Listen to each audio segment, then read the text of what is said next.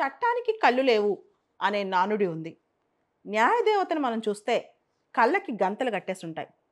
Court హాల్స్‌లో చాలామంది న్యాయవాదుల ఇళ్లల్లో, జడ్జెస్ ఇళ్లల్లో లేడీ జస్టిస్ బొమ్మ మనం చూస్తుంటాం.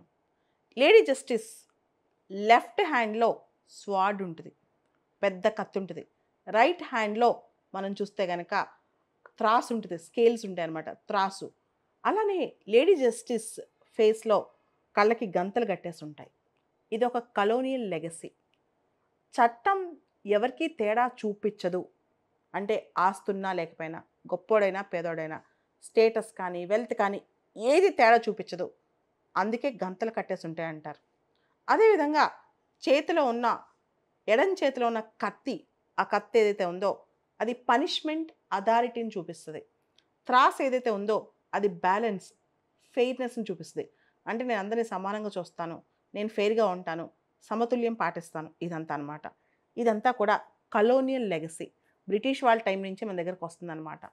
అయితే ఈ లెగసీస్‌ని మనం నెమ్మదిగా ఒక్కోదాన్ని వదిలేస్తున్నాం. మనం నెమ్మదిగా కొన్ని మార్చుకుంటూ వస్తున్నాం. ఉదాహరణకి Indian penal code, CrPC, Indian evidence act ఇవన్నీ తీసేసి భారతీయ న్యాయ సంహిత, నాగరిక సురక్ష సంహిత, సాక్ష్య ఇవన్నీ తీసుకొచ్చామనమాట. ఇప్పుడు న్యాయదేవత యొక్క ఆ బొమ్మలో కొన్ని మార్పులు తీసుకొచ్చాం. లేడీ జస్టిస్ బొమ్మలో కొన్ని మార్పులు తీసుకొచ్చాం. ఈ దిశగా చీఫ్ జస్టిస్ డివై చంద్రచూడ్ గారు ముందడుగేశారు. సుప్రీంకోర్టు లైబ్రరీ దగ్గర న్యాయదేవత బొమ్మ స్టాట్యూ కొత్తది ప్రతిష్ఠించారు. ఈ కొత్త స్టాట్యూ కళ్ళకి గంతలు లేవు. అంటే నేనింక అందరినీ సమానంగా చూస్తానని అర్థం అంట. అదేవిధంగా లెఫ్ట్ హ్యాండ్‌లో న్యాయదేవత యొక్క లెఫ్ట్ హ్యాండ్‌లో స్వార్డ్ లేదు, కత్తి లేదు. దానికి బదులు రాజ్యాంగం ఉంది. అంటే నేను రాజ్యాంగాన్ని ఫాలో అవుతాను అని చెప్పి. రైట్ హ్యాండ్ మాత్రం ఆ త్రాసు మాత్రం అంతే ఉంది.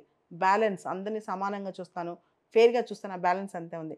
కానీ లెఫ్ట్ హ్యాండ్‌లో ఉండే స్వార్డ్ తీసేసి కాన్స్టిట్యూషన్ వచ్చింది. అంటే నేను రాజ్యాంగాన్ని ఫాలో అవుతాను. రాజ్యాంగం ప్రకారం నాకు అందరూ ఒకటే అని. అదేవిధంగా కళ్ళకి గంతలు లేవనమాట. సో, ఒక్కొక్కటి బ్రిటిష్ లెగసీసు మన వ్యవస్థల నుంచి కనుమరుగైపోతున్నాయి.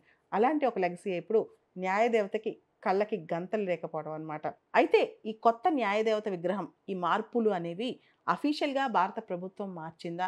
లేదా సీజేఐ గారి ప్రయత్నం అనేది మనకింకా తెలియాల్సుంది.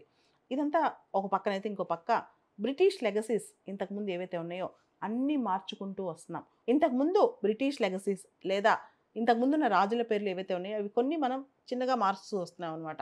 మొఘల్ గార్డెన్స్ పేరు అమృత్ ఉద్యాన్‌గా మార్చటం, రాజ్‌పథ్ పేరు కర్తవ్యపథ్‌గా మార్చటం, అదేవిధంగా పోర్ట్ బ్లెయిర్ పేరు శ్రీ విజయపురంగా మార్చటం. ఇవన్నీ చాలా మార్పులు తీసుకుంటూ వస్తున్నాం అనమాట.